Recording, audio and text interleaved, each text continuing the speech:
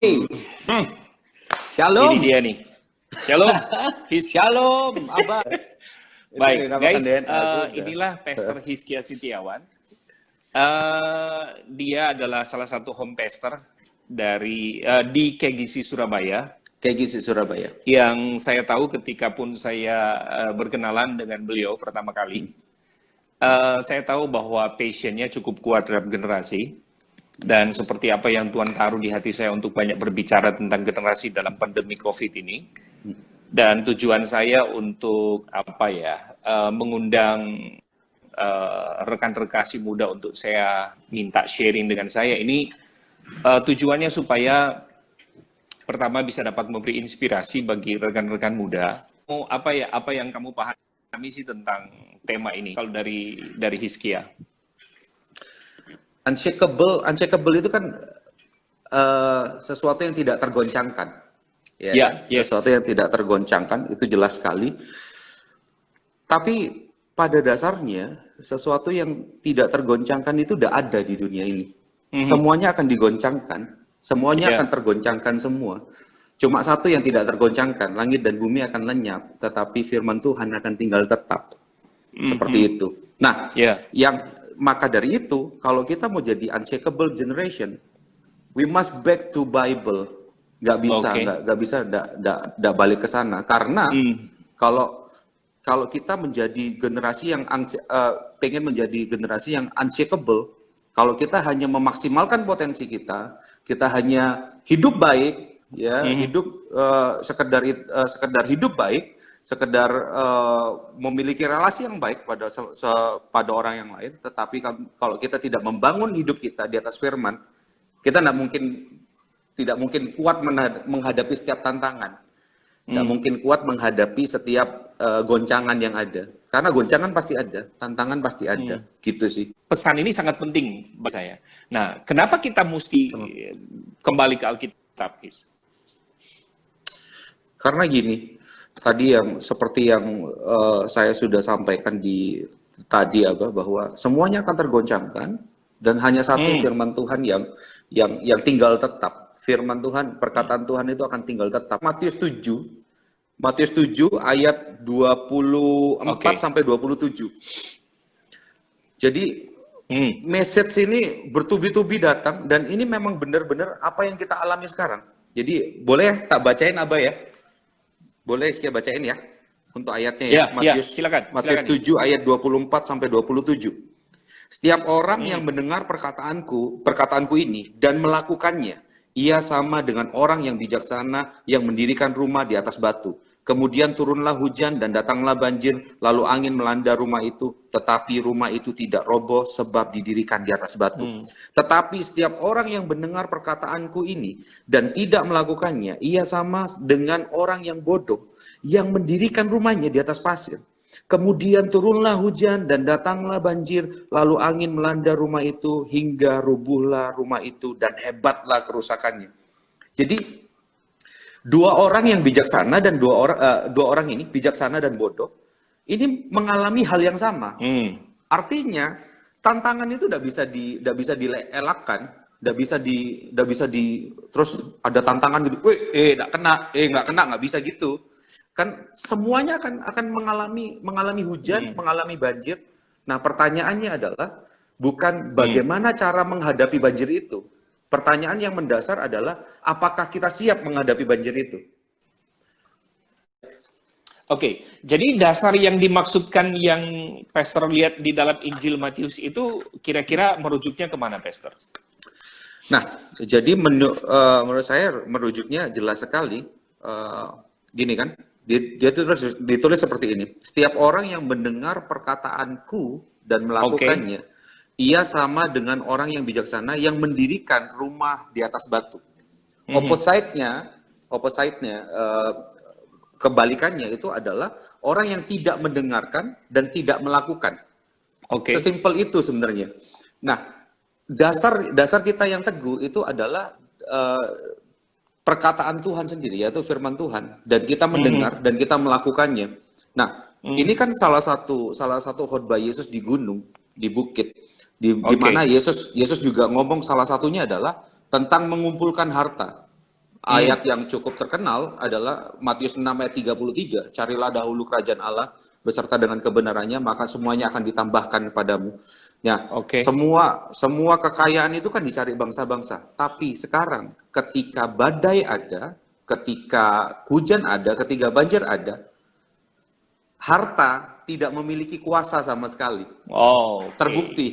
Terbukti. Ini benar-benar firman Tuhan ya dan amin. Terbukti. Harta itu bagaikan pasir. Ketenaran. Sekarang ketenaran. Apa yang kita ketika kita gantungkan hidup kita pada ketenaran. Sekarang pun relasi pun semuanya pada hilang mungkin ya. Atau pada keluarga. Keluarga pun nggak bisa nolong kita. Apakah dengan kita kumpul sama keluarga pun tidak ada yang bisa kita sandarkan. Nah, hanya satu yang kita bisa sandarkan, firman Tuhan, yaitu Yesus sendiri yang adalah batu karang kita yang teguh. Itu yang ada salah satu rekan kami itu dari pastor dari KGC Riverside Bali. Dia bilang, dia sharing sama kami, sama leaders kami juga, Andrew Juwana, Pastor Andrew Juwana. Dia bilang gini, harusnya kita harus takut kepada Dia yang berkuasa untuk membunuh tubuh dan jiwa. Dia sangat berkuasa, Nah, kita lebih terpatok dan terjebak pada keadaan kita yang sekarang, dan kita terpatok untuk gimana ya caranya kita berusaha. No.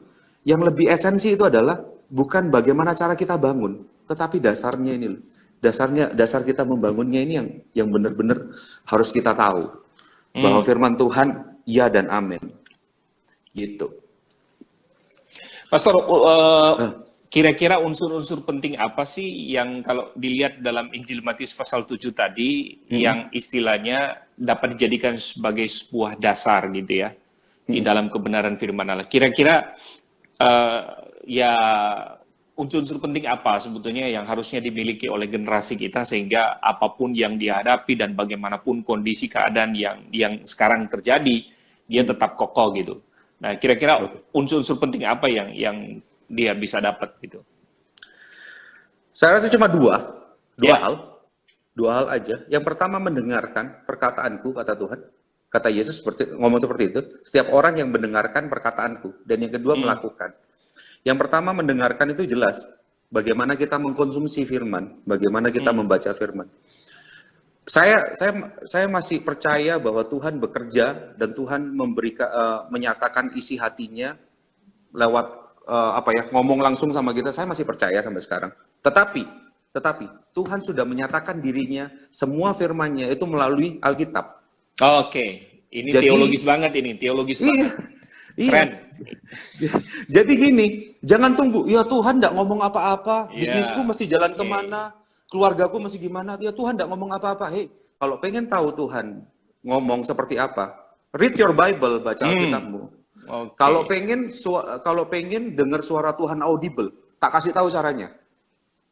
Kalau pengen dengar suara Tuhan audible, baca Alkitab sambil bersuara. Oke. Tuhan sudah kasih semuanya. Iya, jadi nggak perlu ke Gunung Kawi lah ya. Nggak perlu.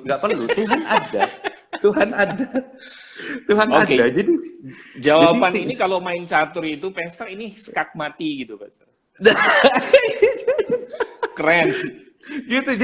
Jadi gini, firman Tuhan itu, jadi kadang-kadang kita ngerasa gini kan, Tuhan nggak ada, Tuhan ninggalin kita dan segala macam. Saya punya analogi yang bagus. Tadi pagi saya sempat upload di IGTV. Kalau kita dengerin radio, terus kita kecilin suara radionya, kita matiin sampai volumenya 0 gitu. Apakah orang-orang yang penyiar radionya itu berhenti siaran? Dia tetap siaran. Cuma kita kecilin aja ininya. Nah, masalahnya gini. Tuhan nggak ngomong. Karena apa? Pertanyaannya simpel aja. Kita baca Alkitab nggak? Iya kan, kita baca Alkitab kan, firman Tuhan jelas di Mazmur 119 ngomong bahwa firman Tuhan itu pelita bagi kakiku dan terang bagi langkahku. Jadi semua yang ada di firman Tuhan itu yang akan menggait hidup kita. Nah, pertanyaan selanjutnya seperti ini, kenapa sih kita ini generasi muda itu gagal paham dan cenderung menyingkirkan Alkitab. Hmm. Fenomenanya kan Ya. gini, Abah. Fenomenanya gini. Generasi muda, generasi kita itu lebih suka cari quote daripada baca Alkitab. Hmm. Contoh nih, lagi patah hati. Kita tinggal Google aja kan, quote patah hati gitu kan. Iya. Terus lagi ditinggal pacar, quote ditinggal pacar gitu kan, atau lagi kasmaran. Kita lebih sering cari quote. Padahal gini, firman Tuhan itu memberikan kehidupan, nafas Tuhan Amin. sendiri. Yes. Ini kan ini Abah sering, saya suka ayat ini dari Abah yang ngajarin. 2 Timotius 3 ayat 16. Segala tulisan yang Tulisan yang diilhamkan diilhamkan. Allah. Ya. Itu Ya. bayangin, nafas Allah itu nyata dalam kehidupan kita. Artinya apa yang tercatat di dalam Alkitab tidak ada satupun yang tidak diilhamkan. Karena Benar. konteks itu kan konteks perjanjian lama. Ya. Tapi kemudian ketika ditulis dalam konteks perjanjian baru, maka seluruh yang tercantum dalam perjanjian lama dan perjanjian baru, tidak ada satupun yang tidak diwahyukan. Kira-kira gitu. Ya. Ya. Semua itu dinafaskan oleh Tuhan. Semua Yes. itu disingkapkan oleh Tuhan. Ya, itu dia. Benar. Jadi kebanyakan kita ini terjebak, generasi-generasi kita ini terjebak, lebih suka omongan orang daripada apa yang Tuhan omong dalam kehidupan kita. Dan jebakan selanjutnya ya, ini yang sering saya temui juga. Kita meletakkan firman Tuhan itu bukan meletakkan firman Tuhan itu cuma sekedar sebagai manual book. Manual book untuk kehidupan yang berguna untuk diriku. Apa ya yang berguna untuk diriku ya? Kadang-kadang kan ada yang beberapa mungkin pendengar atau yang lihat acara ini, cara baca Alkitabnya, bukalah. Oh Tuhan lagi ngomong ini, bacalah. Ya kalau bagus ayatnya, kalau terus dibuka, hai kamu keturunan ular beludak, kan gimana gitu? kan gitu. Kebanyakan. Jadi istilahnya mau baca Alkitab tuh mau-maunya dia gitu ya. Iya, jadi untuk keperluan kita sendiri. Loh, aku lagi ini ya. Firman Tuhan ngomong apa ya? Untuk menenangkan, untuk mengenyangkan diri sendiri. Tetapi sebenarnya kan firman Tuhan itu semuanya tentang Allah. Semuanya tentang Allah. Harusnya cara pandang kita ketika kita baca Alkitab, kita semakin mengenal Allah. Bukan karena gini, kita membaca Alkitab supaya kita diberkati, kita baca Alkitab supaya Tuhan semakin cinta sama kita. Justru dengan baca Alkitab, kita semakin cinta sama Tuhan.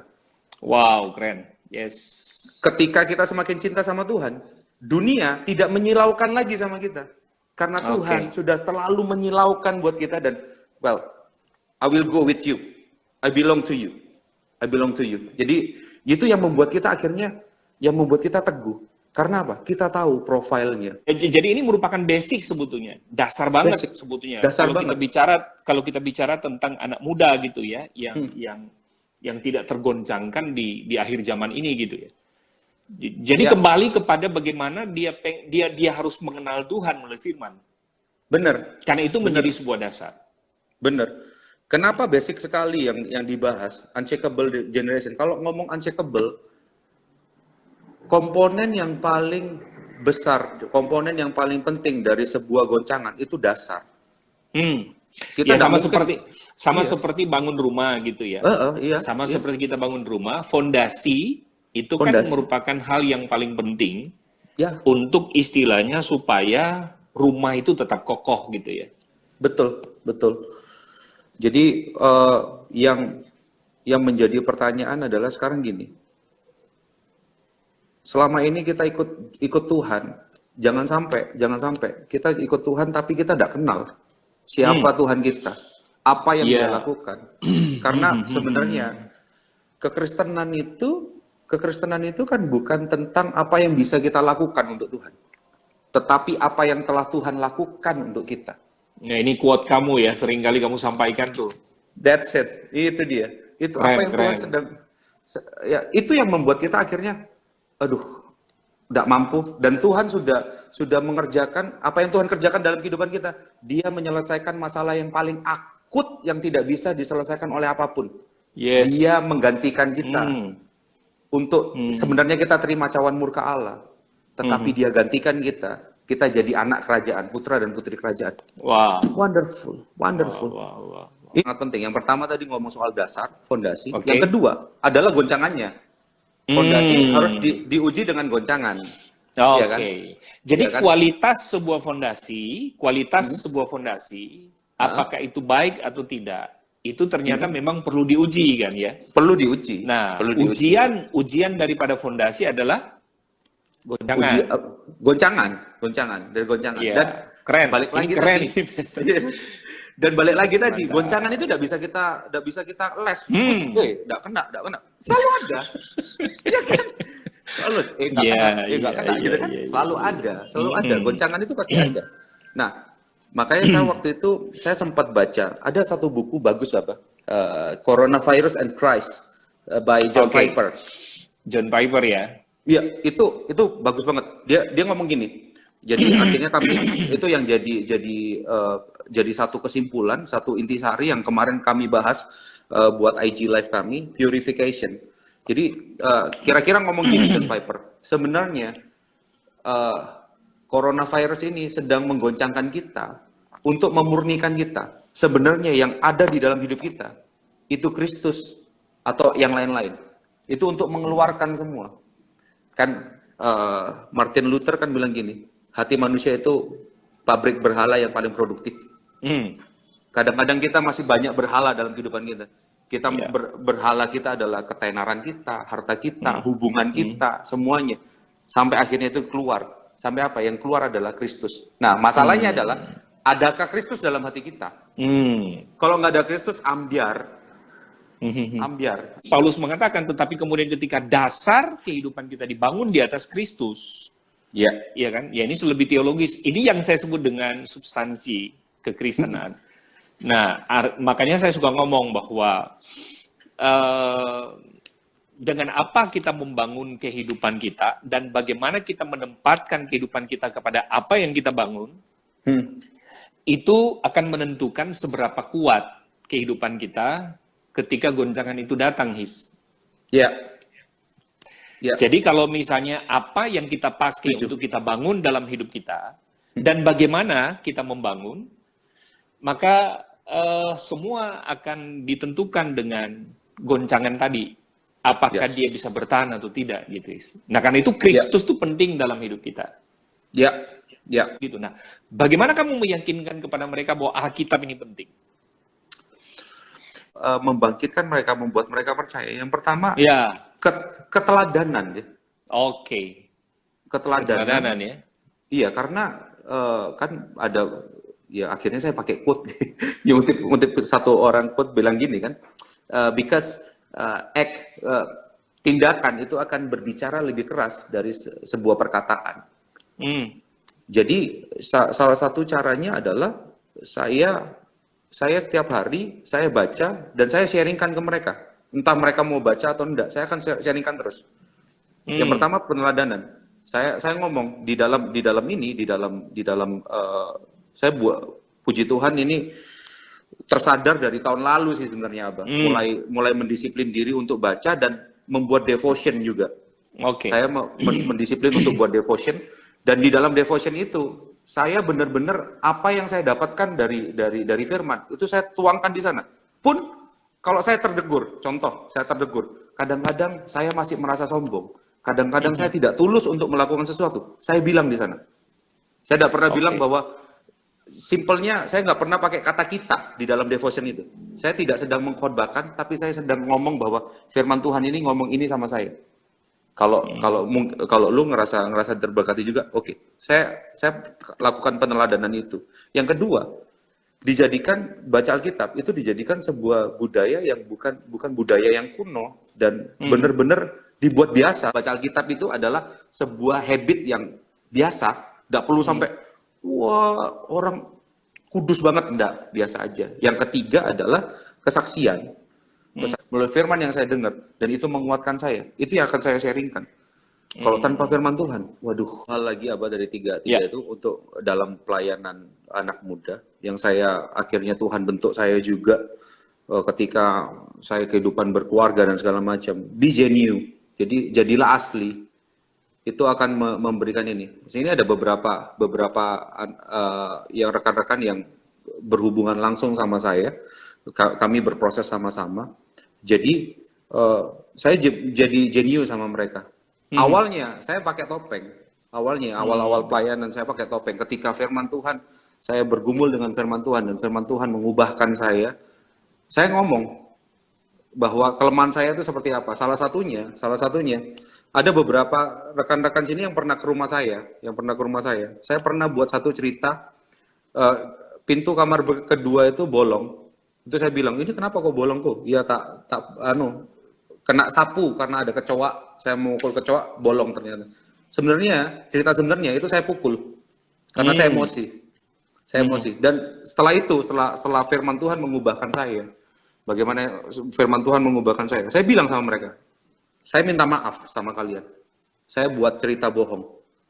Jadi sebenarnya gini, kalau tarik kesimpulannya, kenapa sih kadang-kadang kita gak tahan uji di tengah goncangan dan segala macam? Karena apa? Karena kita sok kuat. Karena kita ngerasa bahwa kita kuat karena kita ngerasa kita bisa, kita bersandar pada pengertian kita sendiri, kita bersandar pada kekuatan kita sendiri, sehingga kita gagal melihat kekuatan Tuhan dalam kehidupan kita. Justru ketika kita mengenal Injil Kristus, ketika kita mengenal kasih-Nya, ketika kita mengenal kabar baik, firman Tuhan, justru gini, unshakable generation itu sebenarnya adalah ketika kita ngomong gini, aku nggak kuat Tuhan, take over my life. Itu yang membuat kita ini. Karena apa? Hidup kita bukan kita lagi. Paulus kan ngomong gitu. Galatia 2 ayat 20. Hidupku bukan aku lagi, tetapi Kristus yang hidup di dalam hidupku. Aku sudah mati untuk dosa. Nah, itu yang membuat kita unshakable. Itu yang membuat kita tahan goncangan. Dasar yang ini kita gantikan dengan dasar Kristus. So, sebenarnya gampang. Sebenarnya untuk jadi unshakable generation adalah jadilah lemah dan datanglah kepada Tuhan. Karena kan gini, kita selalu ngomong gini, Tuhan Yesus adalah Tuhan dan Juru Selamat dalam kehidupanku. Kita selalu ngomong gitu. Semua orang percaya selalu ngomong gitu. Sebagai Tuhan dan Juru Selamat dalam kehidupan itu. Tetapi kita gagal menjadikan Tuhan Yesus Kristus sebagai Tuhan dan Juru Selamat. Karena apa? Kita berusaha untuk menjadi Juru Selamat kita sendiri. Harusnya kita harus benar-benar menjadikan Dia Tuhan dan Juru Selamat. Tuhan artinya berkuasa penuh dalam kehidupan kita. Dan Juru Selamat artinya hanya Dia yang bisa menyelamatkan kita. Nah, pertanyaannya sekarang, adakah hati yang seperti itu? Kan di Yakobus juga ditulis, Tuhan menentang orang yang congkak, tetapi Dia menganugerahkan kasih karunia-Nya pada orang yang rendah hati. Nah, masalahnya hanya kasih karunia Tuhan aja yang buat kita unshakable. Semua bisa hilang, semua bisa berlalu. Tetapi kasih Tuhan itu nyata dalam kehidupan kita. So, simple aja, kalau mau jadi unshakable, kita mesti tahu dasar hidup kita apa.